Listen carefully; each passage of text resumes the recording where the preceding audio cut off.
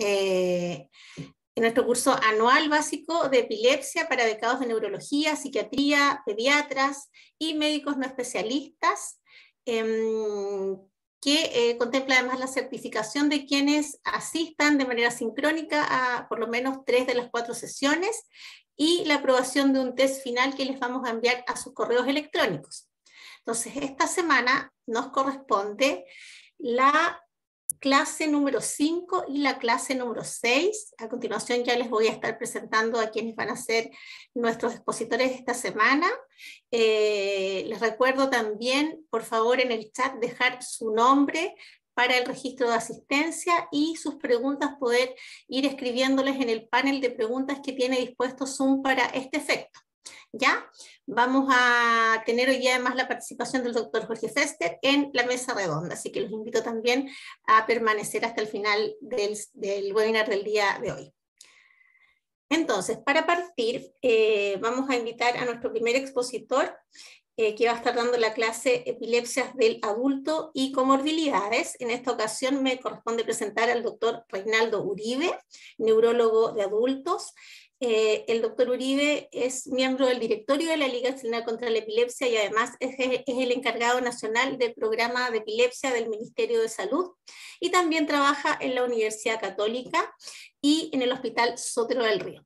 Bienvenido, doctor. Entonces partimos con su presentación. Bien, gracias Loreto, gracias doctor Fester por la invitación. Muchas gracias a la Liga por organizar siempre este curso. Es para mí siempre muy motivante estar acá y en especial escuchar las preguntas de todos los auditores. Así que vamos a partir con la presentación. Vamos a conversar en especial sobre las epilepsias de los pacientes que son adultos y en especial nos vamos a enfocar a aquellos que son adultos mayores, en especial por la gran cantidad de comorbilidades que presentan. Entonces, el índice para nuestra presentación va a ser, vamos a revisar la epidemiología, también las etiologías más frecuentes, las manifestaciones clínicas que son bien particulares para esta edad, y también la forma de hacer el diagnóstico y su tratamiento. Entonces, comencemos con la epidemiología. Y la epilepsia del adulto y del adulto mayor, en realidad podría ser definida como la epilepsia es una enfermedad que aparece más que nada en los viejos y luego en los niños, ¿eh? Y en ese orden, porque es mucho más frecuente la aparición de crisis epilépticas y el diagnóstico de epilepsia en esta población, en la población sobre los 60, 65 años. Tanto en las tasas que son de incidencia que ustedes tienen a este lado, como en las de prevalencia. Y se observa una curva en J en ambas, en la cual tenemos en la primera infancia, ¿no es cierto?, una gran cantidad de crisis y diagnóstico de epilepsia. Y pues tenemos un nuevo aumento, incluso que puede ser, aquí ustedes pueden ver la prevalencia, puede ser incluso el doble de lo que ocurre en los pacientes que son más pequeñitos, ¿no es cierto?, en los infantes. Así que es una población que tiene mucha carga de este tipo de enfermedad. Entonces, los otros puntos bien importantes es que la población de adultos mayores es un grupo que está en constante crecimiento, ¿no es cierto? Y no solo en el mundo, sino que muy particularmente en nuestro país también. Y numerosos estudios y metaanálisis están demostrando que esta incidencia, ¿no es cierto?, que se ve en 2 picos que conversábamos recién, afecta principalmente a los pacientes adultos mayores. Y la incidencia, fíjense que cerca del 25% de toda la población que tiene epilepsia es adulto mayor. Por lo tanto, es muy relevante para lo que son políticas públicas. La cobertura para estos pacientes que también es población altamente vulnerable en lo que son seguros de salud y coberturas en salud. Corresponde a la tercera enfermedad neurológica más frecuente sobre los 60 años. Estamos un poquito por detrás de lo que son las enfermedades cerebrovasculares y las demencias. Y llegar al diagnóstico y encontrar las causas para elegir un buen tratamiento en esta población pueden ser incluso muy difíciles, ¿ya? Son muy desafiantes la forma de encontrar el diagnóstico y elegir bien el tratamiento, porque hay que ser un sastre en realidad para poder elegir bien la combinación de fármacos y las dosis para no generar daño incluso. Lamentablemente, esta patología, en epilepsia en especial, aumenta la mortalidad de esta población, puede llegar a ser 2 a 3 veces y perjudica muchísimo la calidad de vida de nuestros pacientes. Incluso más de lo que ocurre en los pacientes más jóvenes. Ahora, con respecto a la epidemiología, ¿no es cierto?, ¿por qué uno ve esta mayor cantidad de crisis o de diagnósticos de epilepsia? Es porque el cerebro, ¿no es cierto?, con los años que uno va avanzando va recibiendo más noxas, más lesiones, tenemos desde infecciones del sistema nervioso central, como encefalitis, abscesos que se muestran en pantalla, el accidente cerebrovascular, por ejemplo, los hematomas, las lesiones isquémicas, y en Chile, lo que fue una causa muy frecuente en todo Chile, en realidad, como fue la infección con cisticerco, era la principal causa de epilepsia hasta hace algunos años. Y a pesar de todo el avance tecnológico que uno tiene actualmente, ¿no es cierto?, en lo que es términos de imagen, ¿no es cierto?, y también de búsquedas de etiología, incluso en esta población el 25 a 50% puede llegar a quedar sin un diagnóstico etiológico, ¿no? Así que llega a ser así de relevante.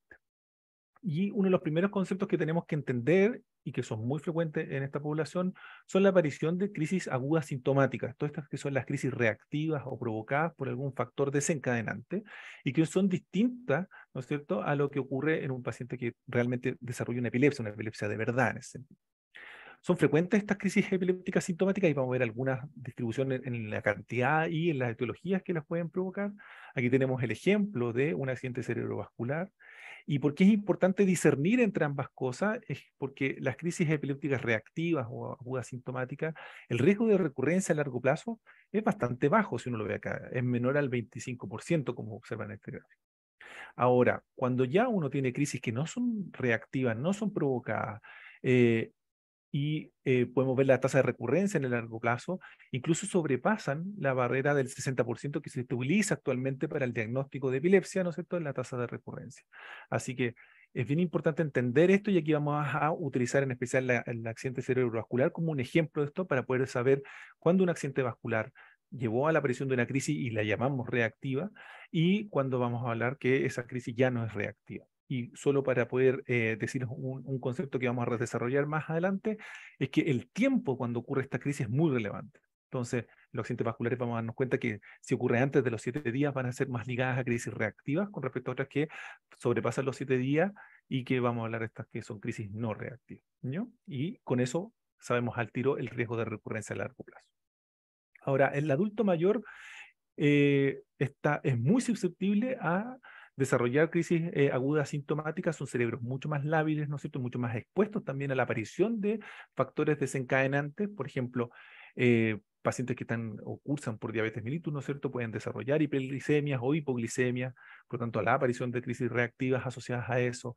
También las natremias pueden alterar esto, ellos son usuarios crónicos de diuréticos, muchos de ellos, y cuando se observan valores menores a 115, uno puede desarrollar una crisis reactiva. Así aparece también el calcio, alteraciones en el magnesio, en la función renal, cuando la urea es mayor a 100 o la creatinina mayor a 100, y también el uso crónico de algunos medicamentos, como son, por ejemplo, el uso de antibióticos, antipsicóticos, antidepresivos, y, por qué no decir, también la privación alcohólica, ¿no?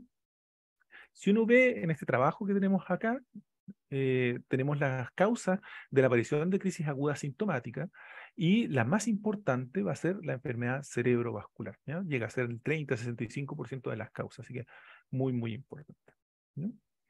Y tenemos además que ¿cómo se diferencia esto un poco de las etiologías de epilepsia? Aquí tiende a coincidir un poco, es concordante un poco la aparición de estas crisis reactivas sintomáticas con lo que va a ser las crisis epilépticas no provocadas y que van a ser el desarrollo finalmente de una epilepsia. Vamos a tener que las causas principales está el accidente vascular, que llega a ser cerca de la mitad de las causas.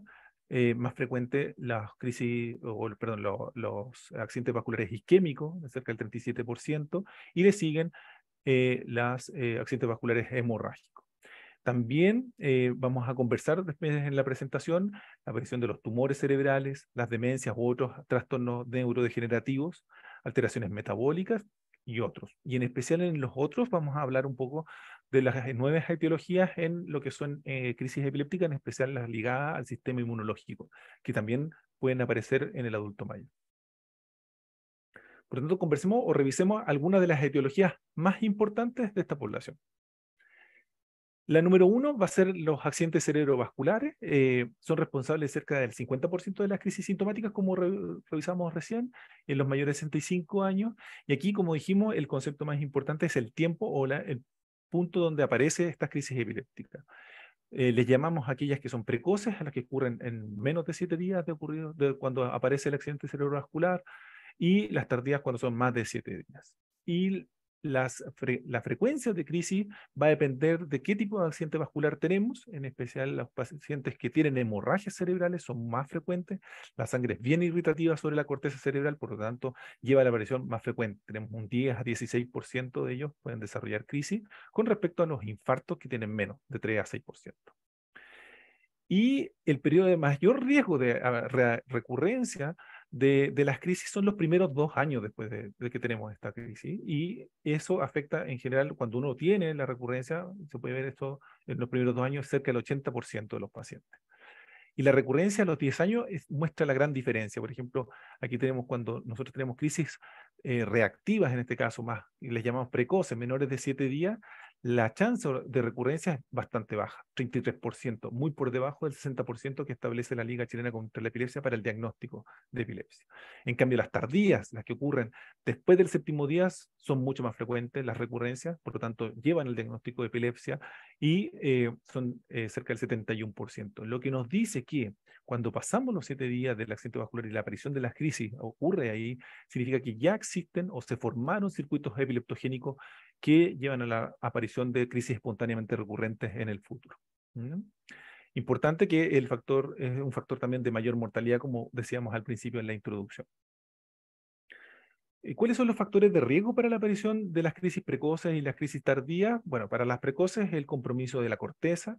Mientras más extenso el infarto, el compromiso de la corteza también es mayor. La transformación hemorrágica por razones irritativas que dijimos.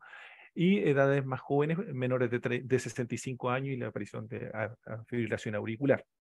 Y para las tardías, uno utiliza en especial esta escala o el cálculo del Select Score, en el cual se toman ciertas variables y uno puede predecir, según la cantidad de variables que uno tiene, la chance de recurrencia en el largo plazo.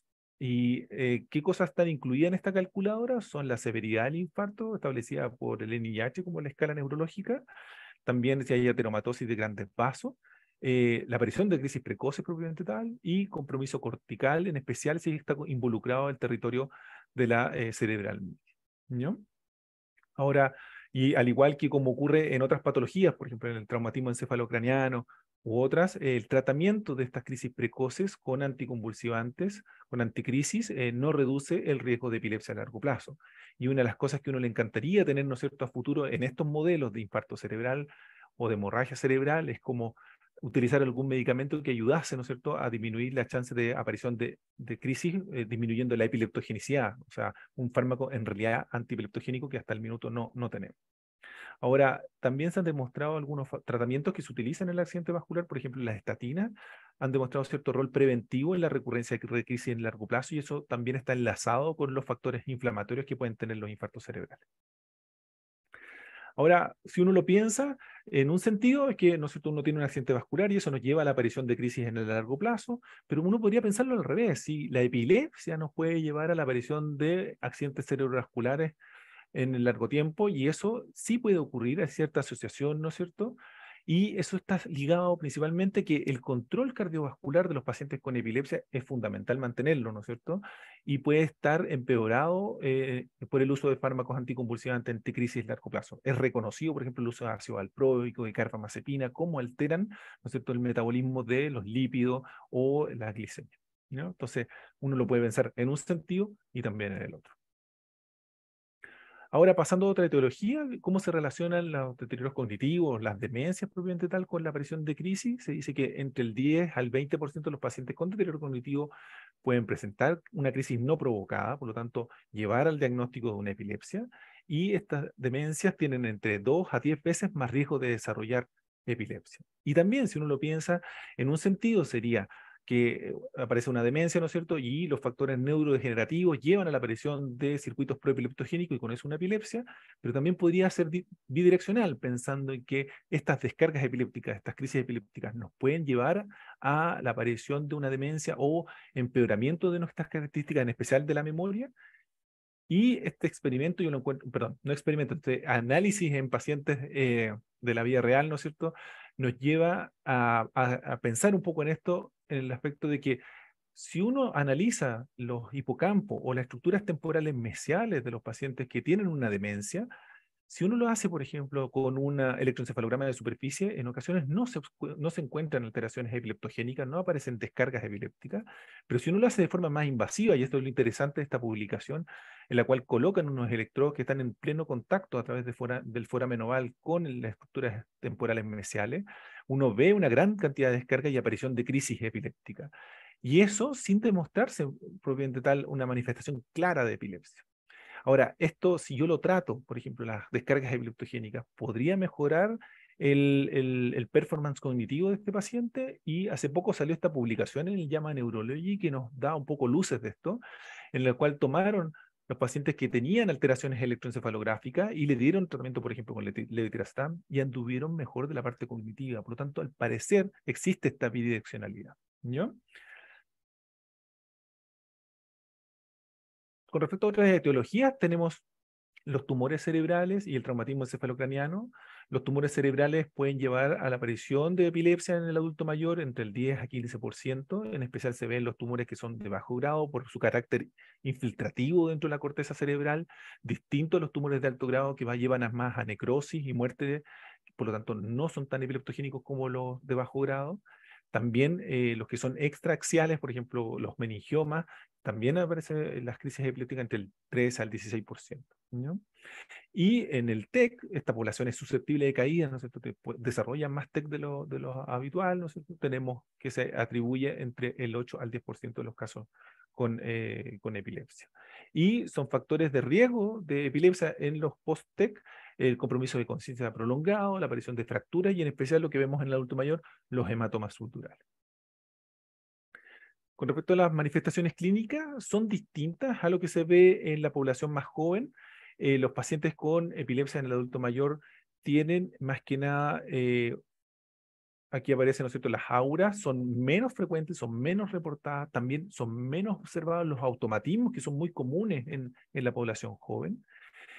Son infrecuentes las manifestaciones más motoras y lo que uno tiene mucho más frecuente son compromisos de conciencia, alteraciones como confusión o periodos postdictales de confusión o deficitarios, por ejemplo, de afasia, en los cuales son mucho más prolongados que lo que se ve en los pacientes jóvenes. Y probablemente esto está basado en el hecho de que el cerebro de un paciente adulto mayor le cuesta muchísimo más recuperarse de una crisis epiléptica, por lo tanto los periodos postdictales también son mucho más prolongados. Así que una buena forma de discernir entre las crisis epilépticas de los pacientes adultos o jóvenes versus los mayores es en especial la ausencia de automatismo, la ausencia de aura, pero sí la prolongación de los estados confusionales. Y eso nos lleva directamente al diagnóstico diferencial, ¿no es cierto? Porque en el diagnóstico diferencial aparece como en primer lugar las amnesias globales transitorias, que son, ¿no es cierto?, de una duración de horas, sin alteraciones electroencefalográficas en especial, y con una amnesia que es de predominio anterógrado. Y en general uno sabe que la recurrencia es muchísimo más baja. Respecto a lo que le llamamos estas amnesias epilépticas que son transitorias, que son mucho más breves, que están ligadas a las crisis epilépticas y las cuales pueden presentar alteraciones electroencefalográficas, en especial en los lóbulos temporales, y tienen una marcada amnesia retrógrada. Y esas sí pueden llevar a la aparición de recurrencia, ¿no? Pensando más en una epilepsia propiamente tal. El siguiente diagnóstico diferencial, también por compromiso de conciencia, uno tiene los síncopes. Y en este caso es una bandera de alarma, porque el paciente adulto mayor puede tener un síncope mortal en el aspecto de que puede ser un síncope cardiogénico, ¿no?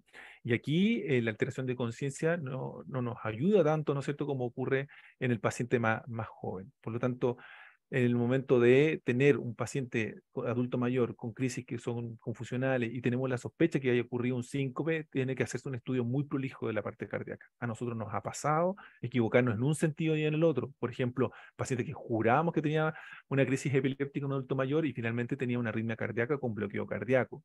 Y viceversa también, pensando que era algo cardíaco, termina siendo una crisis epiléptica. Se confunden muchísimo. Muchas veces requerimos más estudio de lo que hacemos con los pacientes jóvenes.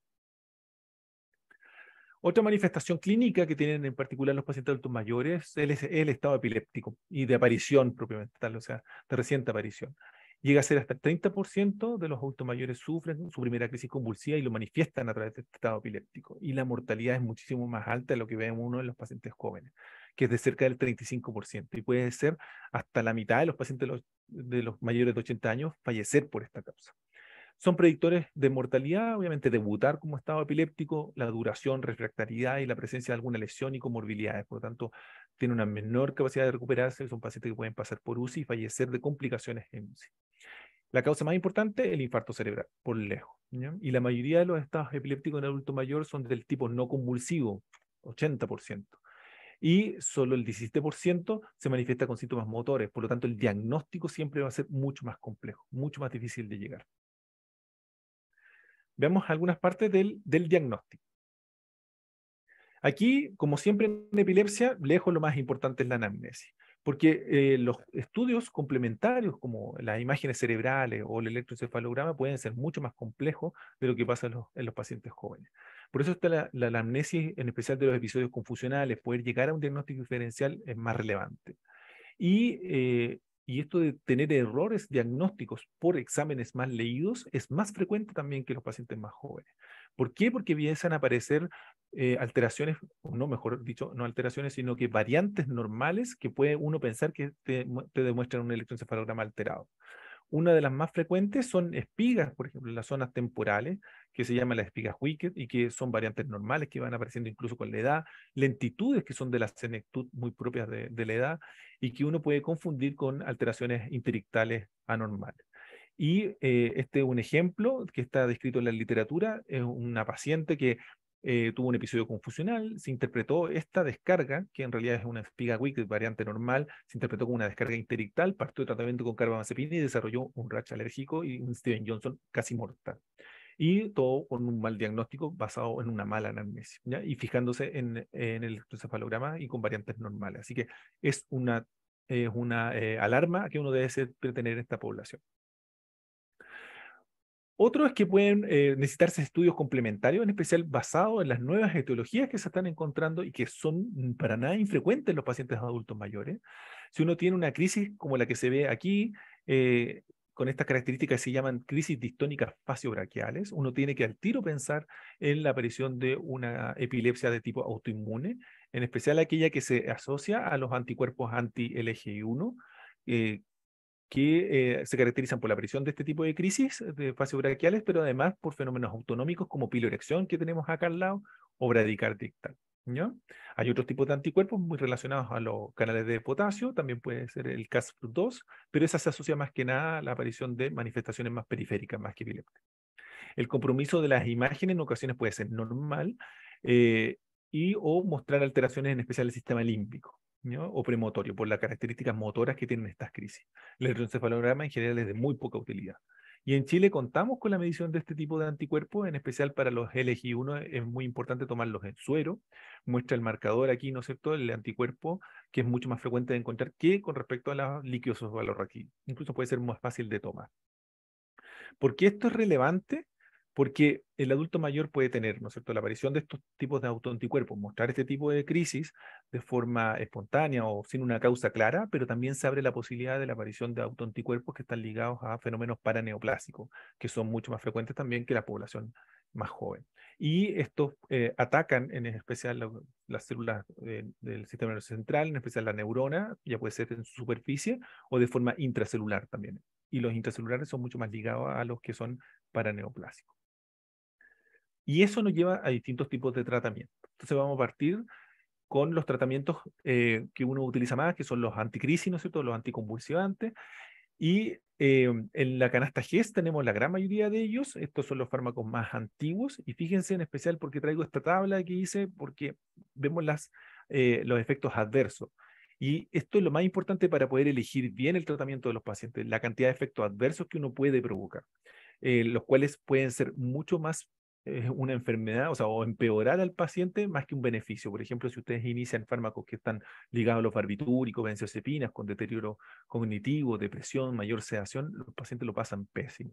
O, por ejemplo, el uso de ácido valproico aumenta el temblor, puede incluso en un paciente adulto mayor llevar a la aparición de parkinsonismo. O el uso de carbamazepina con alteraciones metabólicas, en especial si usan diuréticos, puede ser hiponatremia, o alteraciones metabólicas en pacientes que son ya cardiópatas, puede llevar a aparición de un infarto al miocardio u otros accidentes cerebrovasculares que conversamos delante. Así que Lamentablemente, la selección de estos fármacos tiene que ser mucho más prolija y por lo tanto, en general estamos utilizando medicamentos que son mucho más nuevos. En especial la lamotrigina es uno de los que más se utiliza, menos el levetiracetam. ¿Por qué? Porque los cuadros depresivos, ansiosos, pueden ser mucho peores. Y la lamotrigina ayuda bastante a mejorar el estado de ánimo de los pacientes. No obstante, en el adulto mayor puede verse mayor cantidad de insomnio. Hay que tener en precaución también el uso de la lamotrigina y la aparición de insomnio en los adultos mayores. Hay varias guías clínicas. Aquí están la mayoría de los que se utilizan, por ejemplo, la levetiracetam, la motrigina, y aparece uno muy interesante que es la gabapentina. La gracia de la gabapentina es que es un buen anticonvulsivante, utilizado en buenas dosis, ¿no? Mejora el apetito de los pacientes, le sube el peso, cosa que es una complicación de adulto mayor, y además la chance de intoxicarse con gabapentina en general es baja. Si el paciente se equivoca en tomarse más dosis de la gabapentina, su incorporación por parte del intestino tiene un plató, por lo tanto, el resto no se logra internalizar, por lo tanto, se elimina por las deposiciones, por lo tanto, la chance de intoxicación es menor. Así que también está abierta la utilización de gabapentina. Yo lo utilizo bastante en el adulto mayor, más mayor, ¿ya? Hablando de los de 80 años, etcétera, y tiene un buen perfil. Aparte, les mejora bastante el sueño, así que es un buen fármaco anticrisis para ellos. Lo otro es que si se utiliza en mono o en terapia, ojalá elegir siempre las monoterapias para ello, para evitar efectos adversos. En este estudio se analizaron, por ejemplo, la adherencia y la libertad de crisis entre los 6 a 12 meses del tratamiento. Y la carbamazepina fue bastante mal tolerada, incluso en sus presentaciones que tratan de evitar efectos adversos, como son las de liberación prolongada, teniendo un porcentaje de abandono superior incluso al ácido valproico y el levetiracetam. Así que hay que tener esas precauciones. Y los que tuvieron mejor asociación o mejor aceptación por los pacientes fueron la cosamida, hay que estar abierto también a su uso, cada vez contamos más en el país con ella. La única precaución que hay que tener en especial es que puede producir el bloqueo de aurículo ventricular, así que hay que tener un buen análisis electrocardiográfico antes. Y cuando uno utiliza las dosis, uno la puede ir titulando, incluso midiendo el PR. Si se prolonga demasiado, ya estamos llegando a las dosis máximas que puede utilizar nuestro paciente. Yo lo uso, por ejemplo, como nivel plasmático. Y además aparece, ¿no es cierto?, la motrigina y el levetiracetam, que incluso alcanzan una alta probabilidad de alcanzar libertad de crisis en esta población. Ahora, hay que ser bien selectivo en el tratamiento, por ejemplo, las que vimos recién, que son estas crisis facio-braquiales. Esta es una publicación que hicimos nosotros en el grupo, en la cual estos pacientes tienen muchísimas crisis, imagínense cerca de 300 al día, y pueden recibir inmunoterapia, puede ser utilización de corticoides, pero además el anticonvulsivante que mejor funciona en ellos son bajas dosis de carbamazepina. Evita efectos adversos y además mejora muchísimo la cantidad de crisis. Es muy selectivo este tipo de crisis a ese fármaco. Y otro punto importante que uno podría ofrecer, ¿no es cierto?, es la utilización de cirugía de epilepsia, solo que hay que tener mucha precaución. Tiene una similar tasa de complicaciones con respecto a los pacientes jóvenes y de libertad de crisis, pero eso en centros muy especializados. Lamentablemente se requiere mucha expertise para este tipo de procedimiento en la cirugía de epilepsia porque el paciente con adulto mayor, sus arterias no son las mejores, ¿no es cierto?, puede provocarse hemorragias o infartos ligados al procedimiento, por lo tanto tiene que ser en centros de alta especialización, ¿no? Eh, Obviamente pueden cursar con déficit postquirúrgicos y su rehabilitación es mucho más compleja, ¿no es cierto? Recuperar una hemiparesia, trastorno cognitivo, etcétera, cuesta mucho más en esta población. Y si bien la edad no es una contraindicación absoluta para realizar cirugía de epilepsia, debe ser evaluada de manera multifactorial y en centros, ojalá, muy, muy especializados para ello. Esta presentación yo tengo las gracias siempre a la doctora Mónica Rosa y al doctor Gonzalo Forés, de Puerto Montt la doctora, y de Coquimbo La Serena el doctor Forés, porque ellos hicieron una presentación para el Ministerio de Salud también, en la cual va a ser varias de mis bibliografías. Y además ellos generaron, esto lo pueden encontrar ahora en la página web del Ministerio de Salud, son unos trípticos educativos con distintos temas y uno de ellos es la epilepsia en las personas adultas mayores, donde están los principales puntos de esta presentación, ¿ya? Y que ustedes pueden entregarlos directamente a sus pacientes, pues, sirven de informativo también. Tiene de las preguntas más relevantes y por lo tanto la pueden ustedes descargar y entregársela a las familias, a los pacientes y también nos sirve a nosotros como personal de salud para poder entender cómo funciona esto. Así que muchas gracias. Muchas gracias, doctor, por su presentación. Vamos a reiterar entonces quienes hayan unido a la clase, por favor, dejar su nombre y sus apellidos en el chat para el registro de la asistencia y escribir sus preguntas en el panel de preguntas que tiene dispuesto Zoom para este efecto. Vamos a presentar a nuestro siguiente expositor con la clase de epilepsia y mujer. Nos va a estar ayudando con esta clase el doctor Claudio Navarrete, neurólogo de adultos. El doctor Navarrete se desempeña en el Hospital Base de Valdivia, donde además es referente del programa de epilepsia y también es docente del Instituto de Neurociencias Clínicas de la Universidad Austral. Bienvenido, doctor. Bueno, primero que nada, muchas gracias a la Liga Chilena contra la Epilepsia por la posibilidad de compartir esto. Vamos a partir. Bueno, el tema de la epilepsia en la mujer, la verdad es que para todos los que nos dedicamos a esto y también los que hemos sido médicos generales, como fue mi caso hace años atrás, muchas veces nos provoca bastantes inquietudes, ¿ya? En esta presentación vamos a partir viendo algo, un recuerdo muy somero fisiológico. Vamos a ver a continuación las relaciones que pueden tener las hormonas con la epilepsia y la epilepsia con las hormonas, ¿ya? Algunas disfunciones en las mujeres con epilepsia, anticoncepción, embarazo, lactancia y por último vamos a ver algunas cosas sobre menopausia y salud ósea en personas con epilepsia. Bueno, como sabemos, los ciclos menstruales, como su nombre lo dice, son cíclicos ya y parten con la secreción pulsátil de la hormona gonadotrofina, secretora de gonadotrofina, que es el gen RH, a nivel del hipotálamo, que actúa sobre la porción anterior de la glándula hipófisis, ayudando a la secreción de FSH y LH que van a llevar a la formación del folículo ovárico y también a la secreción de progesterona y estrógeno. ¿Ya? Durante la primera mitad del ciclo va a haber un predominio estrogénico, ¿ya? Y como sabemos, alrededor del día 14 va a ocurrir la ovulación por un pic de la LH, ¿ya?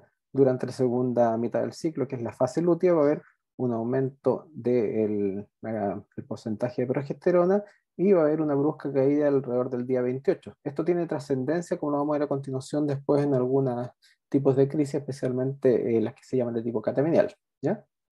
Ahora, hay una relación bidireccional de la epilepsia sobre las hormonas y de las hormonas sobre la aparición de crisis epilépticas, ¿ya? En términos generales, los estrógenos se dice que son proconvulsivantes y la progesterona es anticonvulsivante. Esto explica que la gran mayoría de las mujeres durante el estado grávido van a tener un menor porcentaje de crisis, ¿ya? La testosterona va a ser variable, va a depender a qué metabolito llegue, tanto estrógenos o andrógenos alfa reducidos, para ser pro o anticonvulsivante, ¿ya? Ahora, esto siempre nosotros lo vamos a llevar a un caso clínico y lo vamos a ver a continuación. Además de haber alteraciones de las hormonas sobre la aparición de crisis epiléptica, los efectos de la epilepsia también va a haber en esta relación bidireccional que les hablaba, van a haber alteraciones, ¿ya? Cuando existan descargas epileptiformes intrictales sobre los pulsos de la hormona liberadora de gonadotrofina, que va a alterar la secreción de hormona luteinizante y FSH, y esto va a llevar a una modificación del equilibrio estrógenos y progestágenos, ¿ya? No sé si ella la conocen, ella es Katy Cook, es una mujer que tiene epilepsia, es belga, y ella tiene una epilepsia frontal refractaria, tiene alrededor de 30 crisis al día, pero eso no le impide para hacer su deporte favorito, que es el maratón. Como tenía muchas crisis durante las carreras, no encontró nada mejor de que pedirle asesoría a su neurólogo y él las acompaña normalmente en las maratones. No sé si alguno acá podría hacer eso, yo personalmente creo que no. Ya. Vamos a hablar un poco de las crisis catameniales, ¿ya?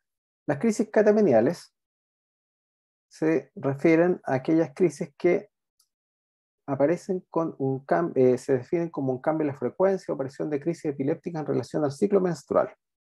Vamos a definir 3 patrones de aparición, ¿ya? El primer patrón va a ser el patrón llamado C1, en el cual en una mujer que tiene epilepsia va a haber un aumento sostenido de las crisis en relación a los días previos o inmediatamente posteriores a su regla. El patrón C2 va a ser en relación a la ovulación, ya más o menos alrededor de la mitad del ciclo, y el patrón C3 se va a dar en mujeres que tienen ciclos irregulares anovulatorios, ya que es algo bastante frecuente en las mujeres con epilepsia, especialmente dado por el síndrome de ovario poliquístico, y ahí las crisis van a aparecer durante todo el periodo. ¿Ya? Ahora, muchas veces lo que vamos a necesitar para poder catalogar este tipo de patrones, ¿ya? Y ver cuál es el tratamiento que mejor pueda servir para cada persona, es hacer un diario del ciclo menstrual de la mujer por 3 meses, anotando, además de los días de su regla, los días que tienen su ovulación, y eso con la medición de la temperatura corporal, ¿ya? Respecto a las acciones terapéuticas que podemos tomar, hay bastantes, ¿ya? Lo más probado, aunque no, la verdad es que el mecanismo exacto lo desconozco, es el uso de acetosolamido, ¿ya? Por 7 a 10 días, según el diario de crisis, alrededor del día en que haya un aumento de las crisis, se ocupan 250 o 500 miligramos 2 veces al día, ¿ya? En el patrón C3, específicamente, la medroxiprogesterona de depósito, que se inyecta trimestralmente como anticonceptivo y suprime la ovulación, ¿ya? El clobazam también es otro fármaco que nos podría ayudar, ¿ya? La progesterona oral, que la verdad es que en esto no tengo experiencia, pero también está descrito. Y lo otro que también está descrito es un aumento de la dosis de los fármacos anticonvulsivantes 2 días previos al aumento de las crisis, pero la verdad es que personalmente no lo recomiendo porque en algunos anticonvulsivantes como la carbamazepina, la fenitoína, esto puede inducir una toxicidad, ¿ya? Esto es más o menos lo mismo que estábamos hablando acá, ¿ya? Primero, tratar de registrar a través de un diario de crisis si hay ciclos regulares, ciclos irregulares, y de acuerdo al patrón que podamos detectar, están las alternativas terapéuticas que he mencionado. Algo re importante en las mujeres con epilepsia y que se ve bastante frecuentemente, hasta un 60%, son las disfunciones sexuales, ¿ya? Existe una mayor prevalencia en las mujeres que tienen evidentemente un mal control de crisis, ¿ya? Y un mayor número de convulsiones. También otro factor importante es a mayor cantidad de años de la epilepsia, hay mayor porcentaje de disfunción sexual, en los casos de epilepsias focales también, y la politerapia, ¿ya? En una revisión que salió publicada en Epilepsy in Behavior, se menciona que principalmente las disfunciones sexuales en las mujeres con epilepsia son el deseo sexual y principalmente también del desorden más bien de la libido, ¿ya? Más que alteraciones orgásmicas o problemas de dispareunia, aunque también está descrito algunos casos en los cuales se ha documentado una disminución del riego sanguíneo a nivel genital que podría provocar este tipo, pero principalmente en las mujeres con epilepsia los desórdenes sexuales son de este tipo, ¿ya? Ahora, lamentablemente, esto no es solo una cosa patológica desde el punto de vista orgánico, también, además de haber alteraciones endocrinas que pudieran explicar esto, hay alteraciones psiquiátricas, alrededor del 50 o 70% inclusive de las mujeres que tienen epilepsias refractarias van a tener comorbilidad psiquiátrica que va a influir en esto, ¿ya? Va a haber factores iatrógenos como los fármacos anticonvulsivantes, ¿ya? Y lamentablemente, estando en el siglo XXI, el estigma social de la epilepsia también va a influir en esto, ¿ya? Lo que proponen en este artículo respecto al manejo de la disfunción sexual en mujeres con epilepsia, lo ideal, que es bastante difícil de lograr, es aplicar en todas las personas que uno atiende un cuestionario de tamizaje para tratar de encontrar de identificar si existe una disfunción sexual. En los casos en los cuales este tamizaje resulta positivo, asesorarse clínicamente a la mujer y además a su pareja por un psicólogo clínico, evidentemente ver si existe alguna causa fuera de la epilepsia, como una causa sistémica, diabetes, por ejemplo, ¿ya? Un historial detallado de los medicamentos que pudieran estar influyendo en esto, ¿ya? El tratamiento de causas locales junto a un ginecólogo, o sea, es un enfoque más bien multidisciplinario, al igual que si existe ansiedad o depresión, lo que se propone es que sea manejado en conjunto con un equipo de salud mental, una evaluación hormonal integral. Si es que existe fármacos anticonvulsivos, se ha visto que los inductores enzimáticos pueden tener una mayor tasa de disfunción sexual, por lo tanto lo ideal, si es posible, sería cambiarlos, ¿ya? Recordémonos que los anticonvulsivantes inductores enzimáticos son la fenitoína, la carbamazepina, ¿ya? El fenobarbital. En los casos de que exista farmacoresistencia, también se ha visto que tras la cirugía de la epilepsia puede mejorar también en parte esta disfunción sexual, y cuando existan niveles bajos de testosterona podría suplementarse de manera exógena. Vemos que esto, la verdad es que lo principal de ello, lo que yo rescato de esto, es el primer punto, porque muchas veces uno, ya sea por el tiempo en el policlínico, porque uno está acostumbrado, no lo consulta. Así que un mensaje es preguntarlo, ¿ya? Otro tema importante es la fertilidad en las mujeres con epilepsia. Vamos a definir infertilidad como la imposibilidad de concebir después de un año de vida sexual activa sin usar anticonceptivos. En las mujeres con epilepsia es 2 a 3 veces más frecuente que en la población general, y van a influir los fármacos anticonvulsivantes y los ciclos anovulatorios. Estos ciclos anovulatorios van a estar principalmente dados por la presencia de síndrome de ovario poliquístico, ¿ya? En la población general, el síndrome de ovario poliquístico no va más allá de un 4 o un 7%. Sin embargo, en la población con epilepsia, en especial si existe uso de ácido valproico, puede llegar hasta un 50 o un 70% de prevalencia de síndrome ovario poliquístico, ¿ya? Esto va a provocar irregularidad menstrual de cualquier tipo, hiperandrogenismo, ¿ya? Y principalmente ciclos anovulatorios que van a llevar a la infertilidad, ¿ya? Esto también evidentemente debe ir a ser de manejo multidisciplinario junto al ginecólogo e idealmente junto al endocrinólogo, ¿ya? Respecto al manejo, bueno, esto es fácil decirlo, pero muchas veces vamos a ver que es casi imposible llevar a los pacientes que estén con sobrepeso a un peso normal, ¿ya? El cambiar el fármaco anticrisis y contribuye al sobrepeso. El fármaco con mayor frecuencia contribuye a esto es el ácido valproico, ¿ya? Y en los pacientes con normopeso, regularizar los ciclos menstruales mediante anticonceptivos orales lo posible. Respecto a la anticoncepción en las mujeres con epilepsia, esto es todo un tema, ¿ya?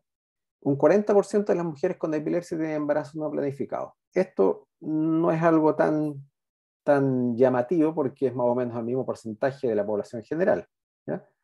Pero lo que sí es importante es que un tercio de los pacientes con epilepsia dicen no haber recibido nunca asesoría relacionada a embarazo y crisis. Eso es importante cada vez que uno atienda a una mujer en edad fértil por primera vez y después las visitas sucesivas, debiera consultarlo, ¿ya? Al igual como lo que hablamos hace un par de diapositivas atrás, va a haber una relación bidireccional entre las hormonas y los fármacos anticonvulsivos, ¿ya? Respecto a las opciones anticonceptivas en mujeres con epilepsia, van a haber, como conocemos, en general, opciones hormonales y opciones no hormonales, ¿ya? Esta tabla la puse porque salió publicada en abril de este año en el Continuum Neurology, pero son datos de la vida real, ¿ya? Y está acá la tasa de falla de todos los distintos métodos anticonceptivos existentes, donde vemos que los implantes y la progesterona de depósito tienen tasa de 0,1 a un 4%. Las píldoras anticonceptivas llegan a un 7%, y eso es algo bastante mayor a la población en general, y es porque muchas veces va a haber alteraciones de disminución de la eficacia con el uso concomitante de fármacos anticonvulsivantes que sean inductores enzimáticos, ¿ya? Desde el punto de vista de eficacia, lo que estaría recomendado, si es posible usarlo, serían los implantes progestágenos, ¿ya? Y también los dispositivos intrauterinos medicados. Entiendo que en nuestro país el único conocido es el Mirena, no sé si habrá otro. Respecto a las opciones no hormonales, ¿ya? También el dispositivo intrauterino y evidentemente la vasectomía y la ligadura tubaria, ¿ya? El resto de las opciones no hormonales tienen tasas de falla súper altas, así que no son recomendables. Ahora, respecto a los efectos de los anticonceptivos sobre los fármacos anticrisis, ¿ya? La interacción más relevante es con la lamotrigina, ¿ya? Y esto es tan relevante porque la lamotrigina se metaboliza por glucosilación hepática, es su principal vía de eliminación, más de un 90%, ¿ya? Y los fármacos anticonceptivos que tienen etinilestradiol van a aumentar esta glucosilación hepática. Por lo tanto, si tenemos una persona que está ocupando lamotrigina y comienza a usar anticonceptivos orales con este compuesto, el nivel plasmático va a caer a la mitad, ¿ya? Ahora, los progestágenos, como la medroxiprogesterona de depósito, no va a alterar los niveles plasmáticos de lamotrigina, ¿ya? Y esto también debemos pensar al revés. Si tenemos una mujer que está tomando lamotrigina y está usando anticonceptivos orales y está con un buen control de crisis, y bruscamente cambia su anticonceptivo y deja de usar anticonceptivos orales con etinilestradiol, pudiera ser que los niveles plasmáticos de lamotrigina van a aumentar al doble y por lo tanto va a tener toxicidad. El embarazo, ¿ya? Cuando tenemos una mujer con epilepsia, durante el embarazo va a presentar múltiples cambios, ¿ya? Lo principal y que como lo más evidente es que va a haber un aumento en el volumen plasmático y también una reducción de la albúmina plasmática. Por lo tanto, los fármacos anticonvulsivos que tienen una alta unión de proteínas van a bajar, ¿ya? Además, hay un aumento del flujo sanguíneo renal y un fármaco muy ocupado en las mujeres en edad fértil es el levetiracetam, ¿ya? Que tiene una unión de proteínas plasmáticas 0, pero su excreción es exclusivamente renal. Por lo tanto, al aumentar el flujo sanguíneo renal, la concentración plasmática durante el embarazo, especialmente el segundo y tercer trimestre, va a caer. Y deberíamos ajustar las dosis, ¿ya? Evidentemente, todos sabemos que durante el embarazo, especialmente en el primer trimestre, va a haber náuseas y vómitos, lo cual va a reducir la absorción de los fármacos anticrisis, ¿ya? Y también se va a ver una inducción de la oxidación hepática y enzimática, lo que va a reducir los niveles plasmáticos de algunos fármacos anticonvulsivantes. Hay otros factores que son importantes considerar y que la verdad es que en la vida real es lo que uno más ve, ¿ya? La mujer se embarazó y dejó de tomar las pastillas, la falta de adherencia al tratamiento, ¿ya? Y también las interacciones con otros fármacos que estoy ocupando por otro tipo, otro motivo. Ahora, el embarazo de la mujer con epilepsia debería ser, como en toda mujer en realidad, un embarazo planificado, ¿ya? Es importante siempre darles tranquilidad respecto al riesgo teratogénico. La gran mayoría de las mujeres con epilepsia tienen recién nacidos normales, ¿ya? Es importante suplementar en toda mujer en edad fértil ácido fólico, ¿ya? Al menos 4 miligramos al día, y no efectuar suspensión brusca de fármaco anticonvulsivante. No sé si a los presentes les ha tocado, pero a mí sí me ha tocado ver que algunas mujeres que tienen epilepsia acuden inicialmente a la matrona y lo primero que hace es le suspender el fármaco, ¿ya? Eso es lo peor que se puede hacer. Es importante también controlar las crisis, especialmente si son crisis generalizadas, ¿ya? Porque eso se ha visto que disminuye el flujo sanguíneo útero-placentario, puede dañar evidentemente al feto, ¿ya? Lo ideal es que la paciente esté con un tipo de medicamento, con monoterapia e idealmente las dosis más bajas efectivas, ¿ya? Y esto, por lo tanto, nos va a llevar a que deberíamos conocer y monitorizar continuamente, al menos trimestralmente, idealmente más, los niveles plasmáticos óptimos de los fármacos anticrisis, ¿ya? En lo posible, evitar el ácido valproico, ¿ya? Pero va a haber casos en los cuales lamentablemente no lo vamos a poder dejar de usar porque la paciente al quitarlo presenta crisis, ¿ya? En este caso, lo recomendable es tener un uso de dosis menores a 600 miligramos al día e idealmente formulaciones de liberación prolongada para disminuir los picos plasmáticos. Esto es lo que más les asusta en realidad a las mujeres con embarazo y epilepsia, ¿ya? La posibilidad de malformaciones congénitas mayores, ¿ya? Sin embargo, si vemos acá, estos son datos del EURAP, ¿ya? Las dosis que se ocupan en estos registros son súper variables. Por ejemplo, la motrigina de 25.300, bien variable, carbamazepina 50-200, y el levetiracetam también tiene una dosis súper variable, sin embargo, su porcentaje de malformaciones congénitas mayores es un 2,8%.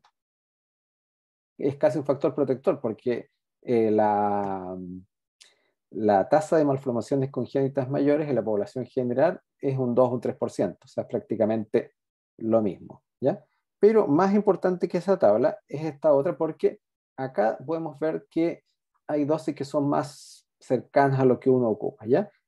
Por ejemplo, la motrigina en dosis menores de 325 y mayor a 325, su tasa no varía tanto, 2,5, 4,3%, ¿ya?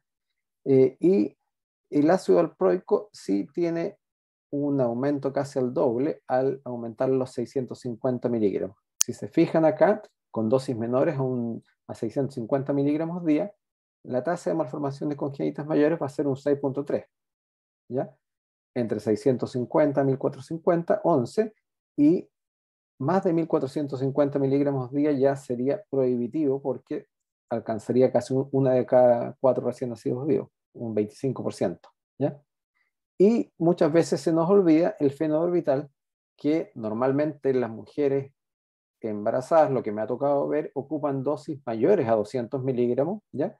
Y en ese caso, el porcentaje de teratogenicidad llega a casi un 12%. Así que ojo también con el fenoorbital.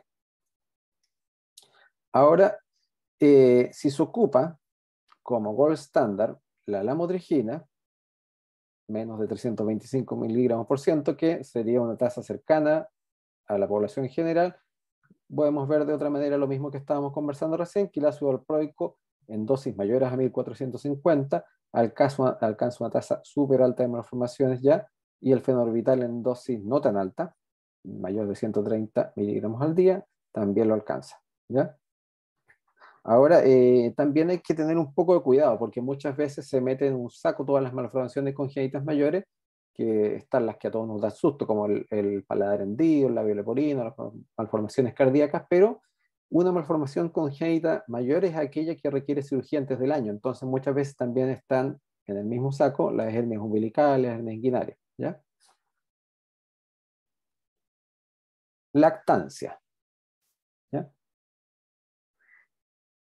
El año pasado se publicó un estudio retrospectivo en epilepsia donde se ocuparon dos grupos de mujeres, alrededor de 110 mujeres en cada grupo. En azul está las mujeres con epilepsia, en esto como rosado está las mujeres del grupo control, ¿ya? Y se vio que posparto, la lactancia, casi el 90% de las mujeres sin epilepsia comenzaron a lactar, y las mujeres con epilepsia nada más que un 50%. Lo seguían al mes y medio, a las 6 semanas, y en las mujeres sin epilepsia esto alcanzaba un 76% de lactancia, y en las mujeres con epilepsia caía un 28%, ¿ya? Las razones por las cuales se vio que había interrupción de la lactancia eran tres: dificultad en la técnica, ¿ya? Preocupación por el impacto en el desarrollo infantil, ¿ya? Y eso tiene que ver más que nada por lo que hablamos recién de los fármacos, al igual que en el embarazo. Pero la tercera razón era bastante vergonzosa para nosotros como personal de salud, ¿ya? Era disuasión por parte del personal de salud, ¿ya? Le decían a la madre: mejor que no le des pecho a tu guaguita porque le puede hacer mal, ¿ya? Y esto estamos hablando de pediatras, de enfermeras, de matronas, ¿ya? Y el factor protector que con mayor frecuencia se vio fue que en el preparto, durante el embarazo, la mujer tuviera asesoría por su neurólogo tratante, ya que le explicara los beneficios de la lactancia materna, y que en el posparto la mujer hubiera recibido una consulta por un asesor de lactancia especialista, ¿ya? Eso era el factor protector que ellos vieron. Ahora, en este otro estudio, ¿ya?, que fue publicado el año 2019, ahí sí, ya. Se vio que el porcentaje promedio de concentración, aquí le midieron concentraciones plasmáticas de los fármacos a la madre del hijo, ¿ya? Era súper variable, pero siempre era bajo, entre un 0,3 y esto un 44.2 respecto a la cantidad de medicamento que la madre tenía en su plasma, ¿ya? Este 44.2, la verdad es que se escapaba acá con un fármaco que en Chile se ocupa bien poco, yo no lo he ocupado jamás, que es la sonisamida, ¿ya?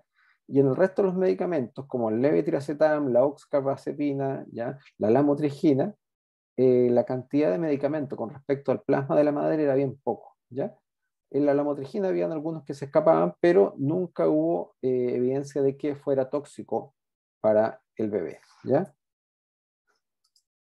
Por lo tanto, se concluye en este estudio que la exposición general al fármaco fue baja en los bebés amamantados por madres con fármaco anticonvulsivante, ¿ya? Y la gracia que tiene este estudio es que este estudio sigue por 6 años más y van a seguir publicando cuáles son los outcomes que tienen los bebés que han sido amamantados con madres recibiendo fármacos anticrisis. ¿Ya? Y para terminar, no sé si la conocen a ella, ya vamos a hablar algo de menopausia. Ella es Melanie Griffith, la primera mujer de Antonio Banderas que tiene epilepsia, ¿ya? Vamos a hablar un poco de salud ósea, que es como lo más relevante en este caso, ¿ya? Bueno, ya lo había mencionado algo Reinaldo, la gente que tiene epilepsia tiene un riesgo de fracturas principalmente por caídas 2 a 6 veces mayor que la población general, además de las caídas por las convulsiones, por alteraciones del metabolismo óseo, disminución de la densidad ósea y también porque hay muchos fármacos que inducen alteraciones del equilibrio, ¿ya? El riesgo de la osteopenia y la osteoporosis se da cuando existe una menopausia precoz, ¿ya? Y cuando existen uso de fármacos inductores enzimáticos, como los que mencionábamos hace poco, que van a disminuir las concentraciones de vitamina D, ¿ya? Aquí en este cuadrito podemos ver los diferentes fármacos y la verdad es que lamentablemente todos los fármacos tienen afectación sobre el metabolismo y baja la densidad ósea, excepto la lamotrigina. El levetiracetam y el topiramato, ellos concluyen que podría ser, ¿ya? Pero el resto, prácticamente todos tienen en mayor o menor grado disminución en la densidad ósea por una afectación del metabolismo. Por lo tanto, las recomendaciones en las mujeres con epilepsia, si es que no existe osteopenia u osteoporosis, uno debiera controlar 1 o 2 veces al año calcio y especialmente vitamina D, cada 2 años una densitometría ósea, y siempre suplementar con calcio más de 1200 miligramos al día y con vitamina D más de 600 unidades al día, de tal manera alcanzar concentraciones plasmáticas útiles de la vitamina D, idealmente ejercicio con pesas, eso es un poco más complicado, dejar de fumar, limitar el uso de alcohol y cafeína, que son factores que también influyen sobre la aparición de osteoporosis. Y si la mujer ya tiene instalada una osteopenia o osteoporosis, lo recomendable es usar vitamina D en dosis bastante más altas, 2000 unidades al día, modificar los estilos de vida, disminuir el riesgo de caída, para disminuir el riesgo de caída y fractura. Idealmente, si es posible, no siempre es posible, cambiar el anticonvulsivo por uno no inductor enzimático, considerar el uso de alendronato u otro bifosfonato y de terapia de reemplazo hormonal en conjunto con el endocrinólogo si esto va a ser útil, ¿ya? Y para terminar, la verdad es que lo más importante es, creo yo, porque muchas veces uno se queda en que el paciente tiene efectos adversos y tiene crisis o no tiene crisis, conversar siempre de estos temas con las mujeres con epilepsia, porque lo ideal sería tener una atención integral de ellas. Muchas gracias. Muchas gracias, doctor. Vamos a pasar ahora a la mesa redonda, así que les vamos a pedir a los expositores que pongan sus cámaras nuevamente, que prendan sus cámaras. Y vamos a poner con vista de galería entonces. Hay que dejar de compartir su presentación, doctor. Vamos a dejar de compartir esta presentación. ¿Va? Creo que lo dejé de compartir. Ahí sí. Ya, muchas gracias. Entonces, este es el momento en que pueden todavía escribir sus preguntas en el panel de preguntas. Voy a dejar con ustedes al doctor Jorge Fester, que va a estar moderando esta mesa redonda. El doctor es director de la Liga Argentina contra la Epilepsia, neuropediatra, y además es el encargado de esta área de educación y extensión. Así que él va a estar a cargo de moderar la discusión ahora, Yo voy a dejar apagada mi cámara y lo dejo, doctor, con estos expositores que tuvimos hoy día. Muchas gracias. Gracias, Loreto. Buenas noches a todos. Quiero felicitar a estos dos expositores. Se ajustaron absolutamente al tiempo programado con dos presentaciones de excelente calidad. Yo creo que los que no están metidos en el tema de epilepsia están escuchando por primera vez, han recibido cualquier cantidad de información que es difícil digerir de buena a primera, pero quiero recordarles que estas clases, estos contenidos de estas clases van a ser subidos a futuro al canal YouTube de la Liga y van a poder repasar algunos contenidos. Tenemos una serie de preguntas bien interesantes y prácticas. ¿Ya? Vamos a partir con el doctor Uribe. La primera pregunta de un asistente anónimo es que si el adulto ya tiene diagnóstico de epilepsia, ¿qué probabilidad tiene de suspender el tratamiento? También se nos va a hacer esa misma pregunta al doctor Claudio Rabeta, en el sentido de que cuando usted como neurólogo de adulto está manejando una epilepsia que tiene buen control de crisis, ¿cuándo piensan que uno puede suspender o intentar suspender el tratamiento? Porque a nivel infantil, incluso esta epilepsia edad dependiente, hay un porcentaje de recaídas de casi un 30%. Doctor Uribe primero, después doctor Navarrete. Súper, gracias por la pregunta. La probabilidad es baja para partir. Ya en el adulto mayor, lamentablemente, la fisiopatología de la formación de los circuitos epileptogénicos está ligada al envejecimiento y la mayoría de las veces asociado al deterioro cognitivo, a la neurodegeneración. Y eso es un factor no reversible en general. Por lo tanto, la chance de recurrencia al suspender medicamento, en especial si uno tiene un paciente con epilepsia y va desarrollando también deterioro cognitivo, neurodegeneración, es extremadamente baja. Más bien no se recomienda en ese sentido. En especial esto ocurre entonces en los adultos mayores. Está sobre la pregunta en cuándo se puede suspender, en realidad uno elige las epilepsias focales por sobre las generalizadas y con un control de crisis ya por largo tiempo, al menos 2 a 5 años. Pero aún así, comparado con los niños, siempre estamos al debe, o sea, la tasa de recurrencia es mucho mayor. Doctor Navarrete, en su práctica clínica, ¿qué es lo que, cuándo piensa usted suspender o nunca piensa suspender? Bueno, yo la verdad es que soy bastante más cauteloso de lo que dice Reinaldo, porque la mayoría de las veces cuando una epilepsia parte en la edad adulta, la gran mayoría son por lesiones estructurales, aun cuando no sean visibles en la neuroimagen, y las veces que he intentado, la verdad es que me ha ido mal. Yo rara vez le suspendo un fármaco a un paciente, a no ser que el paciente, muchas veces me ha tocado que por mucho tiempo haya dejado de tomarlo, pero aún así me ha tocado ver gente que después de 15, 20 años han vuelto a tener recidivas. Yo en general, en las personas que parten de la edad adulta con epilepsia no lo suspendo. Bien, perfecto. Ahora otra pregunta de otro asistente anónimo, el doctor Reinaldo Uribe. Esto lo comentó en su presentación, pero es bueno reforzarlo. ¿Qué elementos propios de la vejez pueden dificultar o retrasar el diagnóstico de la epilepsia? Sí, eso es súper difícil. En la anamnesis es muy difícil. Lo primero es que las historias generalmente son más pobres. ¿Ya? Aquí en nuestro país el performance cognitivo de los pacientes en realidad es bajo en algunas áreas y más encima asociado a temas de envejecimiento o deterioro cognitivo, la capacidad de explayarse en lo que están sintiendo es bastante bajo.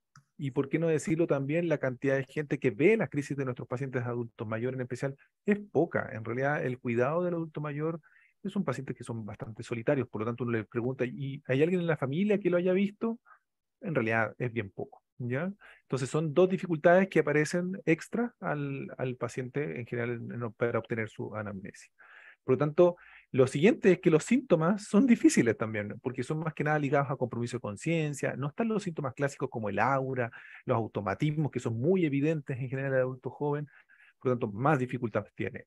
Y lo otro es que los diagnósticos diferenciales, como en especial el síncope, el compromiso de conciencia que tienen asociado es muy similar, por lo tanto, uno se puede confundir para un lado y para el otro. Perfecto. Ahora, el doctor Navarrete nos mostró un retrato de Melanie Griffith para hablar climaterio. Ahora, ¿pero qué pasa con todo ¿hay incremento en la crisis epiléptica en el climaterio? ¿Disminuye la crisis epiléptica? ¿Qué impacto tienen estos cambios hormonales del climaterio sobre la crisis epiléptica? ¿Qué pasa en la mujer en general? O sea, en general, lo que ocurre durante las mujeres con el climaterio es más que haber una un cambio, se mantiene, entiendo yo, no sé, Reinaldo, si tú tienes alguna opinión diferente, la frecuencia de crisis que han tenido durante el resto de su vida. Sí, no hay mayor diferencia en general. Es poco evidente, por lo menos. Sí. Y hay otra pregunta, porque el tema de comorbilidad psiquiátrica, Reinaldo, en epilepsia en adultos, es muy importante. Ya el doctor Navarrete nos habló de epilepsia en la mujer y depresión, ¿no es cierto? En adultos de la comorbilidad o esta relación bidireccional entre epilepsia y trastorno de ánimo y depresión es muy frecuente. Entonces, y hay una pregunta en relación a cómo diferenciar una crisis epiléptica de una patología psiquiátrica, hablar como esquizofrenia o demencia, en el caso de un adulto mayor. Ajá. Claro, ahí uno tiene una alta frecuencia de crisis, ¿ah? En general, a diferencia de los fenómenos psiquiátricos alucinatorios que son prolongados en el tiempo, son bastante largos, ¿no es cierto? Y además mantenidos en los días, en general los pacientes que tienen crisis epilépticas con fenómenos alucinatorios y todo este tipo, que se pudiesen confundir con alguna patología psiquiátrica, son episódicos, son cortos, de corta duración, etc. Entonces, una buena forma de discernir es la intermitencia corta, ¿no es cierto?, para las pacientes con crisis epiléptica versus cuadros prolongados o alucinatorios, que habla más de un trastorno psiquiátrico más duro, en especial en el adulto mayor. Ahora, un punto importante es que cuando uno hace el diagnóstico de epilepsia en un adulto mayor, puede comenzar fármacos que pueden llevar a la aparición de trastornos psiquiátricos más severos. Ahí conversamos del levetiracetam, pero ojo que hay que tener cuidado también con otros. Nos ha pasado con topiramato, por ejemplo, nos ha pasado con lacosamida, ¿ya? Entonces pueden generar trastornos psiquiátricos asociados, prolongados en el tiempo, incluso después de estar en tratamiento como si fuese una esquizofrenia, y el tratamiento era erradicar o sacar o cambiar el fármaco antipiléptico. Así que también puede haber una bidireccionalidad en ese sentido. Perfecto. Ahora, el doctor Navarrete ya en su clase mencionó todo el tema de la anticoncepción, pero yo creo que es bueno volver a mencionar porque hay este tema, porque hay una pregunta que si hay algún medicamento que sea compatible con anticonceptivos orales, o mejor descartarlo en todas las mujeres con epilepsia. Es un tema muy importante, doctor Navarrete, que refuerce usted el concepto. Bueno, los anticonceptivos orales, los más habituales, son mezclas de progestágenos con estrógenos y generalmente son dosis bajas, ¿ya? Por lo tanto, esos medicamentos, si los ocupamos junto con inductores enzimáticos como carbamazepina, como feitoína, como fenobarbital, van a reducir su eficacia un 50%, o sea, no van a servir, ¿ya? Pero si ocupamos esos mismos medicamentos anticonceptivos orales, si el paciente está recibiendo levetiracetam o lamotrigina o lacosabina, no va a haber interacción de el anticonceptivo con el fármaco, perdón, del anticonvulsivo con el anticonceptivo, ¿ya? Ahora, hay algunos anticonceptivos, como lo que se ocupa bastante, anticonceptivos de depósito, la medroxiprogesterona trimestral, ya que no va a tener ningún tipo de interacción con ninguno, con ningún fármaco anticonvulsivante. Pero los anticonceptivos orales sí es posible ocuparlos, teniendo, como le digo, la precaución de que no se ocupen en conjunto con inductores enzimáticos. Perfecto. Y a lo mejor también se podría agregar el ácido valproico como otro anticonceptivo que a lo mejor no interactúa tampoco. El ácido valproico, claro, no tiene ninguna interacción tampoco con ningún tipo de anticonceptivo, pero el mensaje, en lo posible, es No, tratar de evitar el ácido valproico, porque no lo mencioné en la presentación, además de haber teratogénesis conocida física, las mujeres que tienen uso de ácido valproico durante el tercer trimestre del embarazo se ha visto a la larga un mayor porcentaje de niños con trastorno del espectro autista. sí, eso está mencionado. Ahora, manteniendo el tema de ácido valproico, hay una pregunta, si la paciente ya está usando ácido valproico y queda embarazada, ¿hay que cambiarlo? ¿Cuál sería el fármaco recomendado y cómo realizar el cambio? La primera cosa clave es la pregunta es si hay que cambiarlo o no. Doctor Navarrete. A ver, yo siempre le digo a los estudiantes, depende. Depende del momento de la consulta de la mujer. ¿Ya? Si la mujer consulta con un embarazo menor a 12 semanas o se han pasado más de 12 semanas. Eso es lo primero. Lo segundo es el historial de crisis de la mujer. Si la mujer ha estado un largo tiempo sin crisis, ¿ya? O si ha sido una epilepsia de fácil control como terapia o requerido múltiples cambios, hay que ver una cantidad enorme de bastantes variables, ¿ya? Sin embargo, si tuviera yo que responder de manera tajante, diría que lo ideal, independiente del fármaco que está ocupando la mujer al momento de la consulta, es no suspenderlo, sino que tratar de tener una evaluación por un especialista y ver cuál es la mejor alternativa terapéutica dependiendo también en qué periodo del embarazo esté. Perfecto.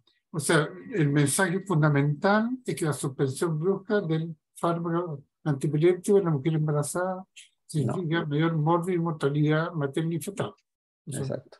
Claro, ¿no? Ahora vamos a volver un momento más al tema de anticoncepción, pero también doctor Reinaldo Uribe tocó un tema muy importante, porque en epilepsia nosotros decimos hay que tratar las crisis epilépticas, no el electroencefalograma, pero mostró alguna evidencia en adulto mayor que a lo mejor tratando la anomalía del electroencefalograma uno podía mejorar el aspecto cognitivo del paciente. Y aquí hay una pregunta también, en pacientes con accidentes cerebrovasculares, se dejan fármaco antiepiléptico de forma preventiva. ¿Qué es lo que se hace en términos prácticos en la clínica? Perfecto. En general no, ¿ah? El accidente vascular isquémico, no, porque su tasa de aparición de crisis es extremadamente bajo. Y en el hemorrágico hay un depende, ¿ah? En el aspecto de que si hay hipertensión intracraneal y el paciente por una crisis epiléptica pudiese terminar con una hipertensión intracraneal mayor, o sea, incluso una herniación, uno lo utiliza como profiláctico. Eso en general lo hace en los accidentes vasculares agudos, ¿no es cierto? Cuando está uno internado en el intermedio, en la UCI, trata de prevenir la recurrencia precoz. Recurrencia precoz que dura hasta el 7º día, no debería mantenerse en el largo plazo en ese sentido, ¿ya? Por lo tanto, la respuesta, en efecto, no, pero hay algunos bemoles, en especial con los accidentes vasculares hemorrágicos, que son más epileptogénicos y en especial si está en riesgo vital el paciente. Y el mismo doctor Uribe, aquí hay una pregunta, dice que ¿cuál cree usted que sería una buena medida para incentivar el diagnóstico precoz a nivel de atención primaria en salud, reconociendo mejor los episodios comerciales en pacientes con tanta comodidad? ¿Cuál sería la mejor? Como buscar una forma diagnóstica mejor todavía. Claro. Ya, el diagnóstico diferencial principal va a ser el síncope, en este caso, ya, compromiso de conciencia y síncope, ¿ya? Y actualmente existen algunas escalas, en especial la de Snedon, en la cual uno puede tener un checklist y ponerle un puntaje, y está adaptado para pacientes más adultos, y con eso obtener el puntaje que lo lleva a síncope más de tipo cardiogénico, etcétera, versus crisis epiléptica. Uno podría utilizar eso en la atención primaria. Hay una experiencia ya en Chile, lo estuvieron reportando el equipo del doctor Temarinis, el doctor Prat, y es bastante interesante como para poder usarlo en el día a día, así como escala diagnóstica. Ahora, la opinión de aquí del doctor Navarrete, una pregunta para los dos. ¿Quién debe indicar, quién debiera o debería indicar el anticonceptivo a una mujer con epilepsia? Si es el neurólogo quien tiene conocimiento respecto a las interacciones, esto se conoce a nivel primario por las matronas o el médico general o por un ginecólogo. ¿Cuál es la opinión de ustedes? ¿Ya? Porque yo puedo contar una anécdota personal que recibí una adolescente de 14 años, estaba con ácido valproico, estaba con carbamazepina y hice el diagnóstico de una epilepsia mioclónica juvenil y exacerbada por la carbamazepina. Por lo tanto, estaba con la mamá presente y hice una interconsulta a la matrona del consultorio, pues expliqué a la mamá y al adolescente del riesgo teratogénico. El caso valproico quería indicar que el medicamento de elección para la epilepsia crónica fue de ellos. La mamá me dijo, dígale nomás, doctor, porque está teniendo relaciones con su pololo, nos está cuidando. ¿Ya? Entonces yo hice una interconsulta de la matrona del consultorio. ¿Ya? Vuelve 2 meses después fascinada, la mamá y la paciente nunca más tuvo ninguna crisis de epilepsia, pero está súper contenta porque estaba embarazada. Seguimos embarazo, afortunadamente no pasó nada, pero ¿ya? Esa es la anécdota típica que entonces en un curso de adolescencia se me enseñó que yo debiera haber indicado tratamiento anticonceptivo inmediatamente. Está en riesgo de embarazo. Doctor Navarrete, ¿quién debe indicar un anticoncepción? Yo te quedo después de lo que me cuentas. No, generalmente lo que yo hago es que yo dependiendo del caso, les indico o si no les envío con una nota a la atención primaria cuando es en el sistema público, y en el sistema privado generalmente los envío con una nota a un ginecólogo conocido y bueno, sugiriendo el medicamento que, de acuerdo al tipo de fármaco anticrisis que esté tomando el paciente, no vaya a tener interacciones. Ya, perfecto. Doctor Uribe, ¿cómo se la arregla usted con esto? Sí, yo soy pastelero tus pasteles, no sé, pero en realidad yo no tengo mucha experiencia indicando anticonceptivos, ninguna en realidad.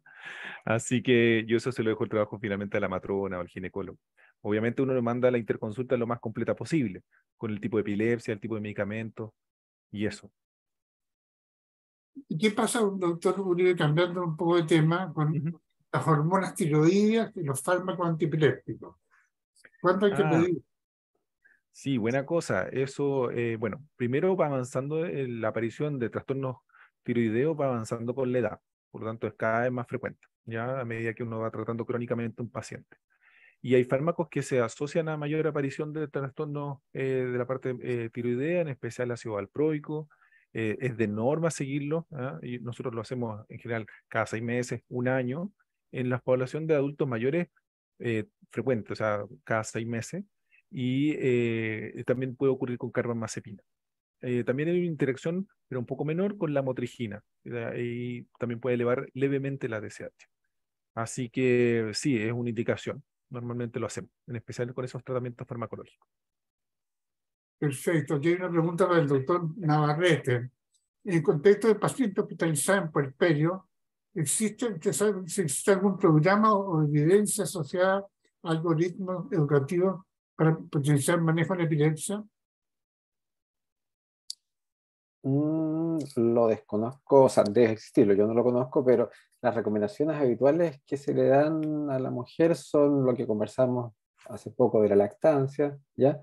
Y también de tratar de mantener una red de apoyo de tal manera de que no tenga tanto trastorno del sueño, que es bien habitual durante los primeros meses en el posparto.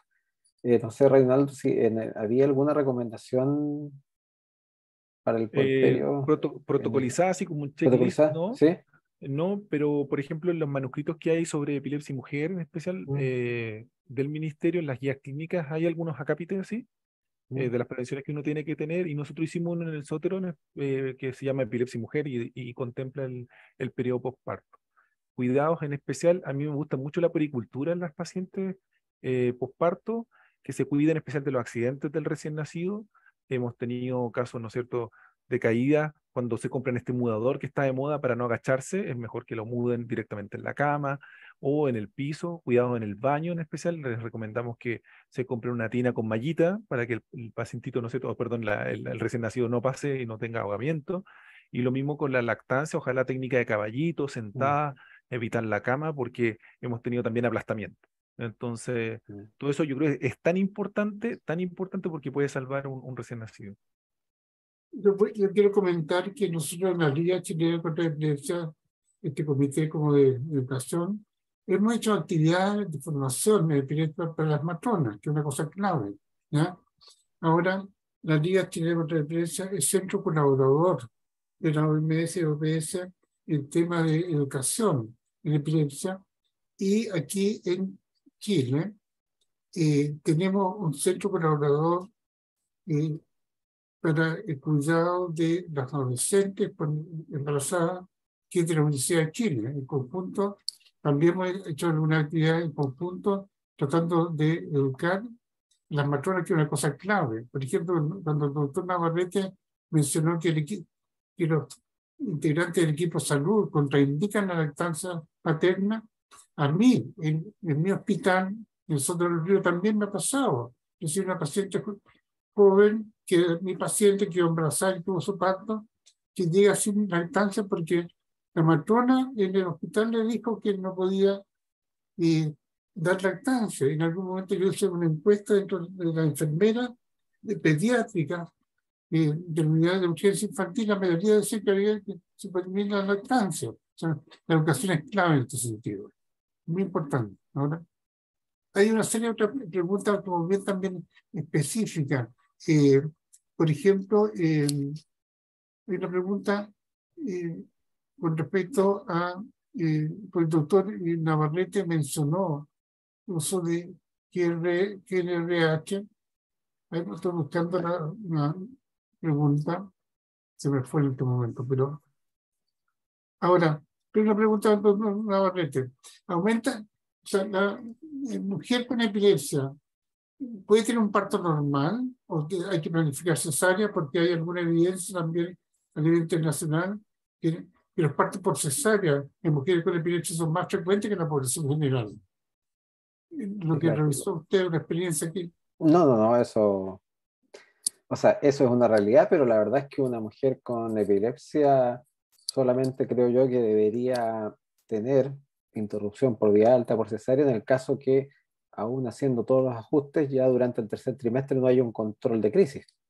Pero una mujer que tiene una epilepsia bien controlada puede perfectamente tener un parto por vía vaginal. Sí, eso es lo que uno debiera como insistir y educar en ese sentido. Ahora, se habló del tema de sexualidad femenina, pero ¿qué pasa, doctor Reinaldo Uribe, con respecto a sexualidad masculina en adultos con epilepsia? Es muy real. ¿Ah? Es un tema que se debe investigar, porque el doctor Navarrete nos insistía que es un tema que hay que preguntar, ¿no es cierto? Pero la pregunta no tiene información. ¿Cómo se maneja en términos clínicos el tema de sexualidad masculina? Claro, ahí es relevante, sí, en especial cuando la pregunta viene del paciente. En general se sienten mucho más en confianza cuando tienen un doctor hombre, ¿ya? Y es una pregunta muy frecuente para nosotros. Y la interacción principal es con algunos antiepilépticos, y hay que estar abierto al hecho de poder cambiar esquemas de tratamiento, a pesar de contar un buen control de crisis, de poder encontrar un esquema distinto. Hay que estar abierto a eso, porque uno puede caer en esta inercia de mantener siempre la misma receta y no buscar una alternativa mejor. Es un motivo para cambiar, digo yo. Por ejemplo, el uso crónico, uno de los clásicos, fenobarbital u otros tipos de inductores, puede llevar a una disminución de la libido, en especial en los pacientes, y que incrementa la que puede ocurrir como propia de la edad, por disminución de hormonas masculinas.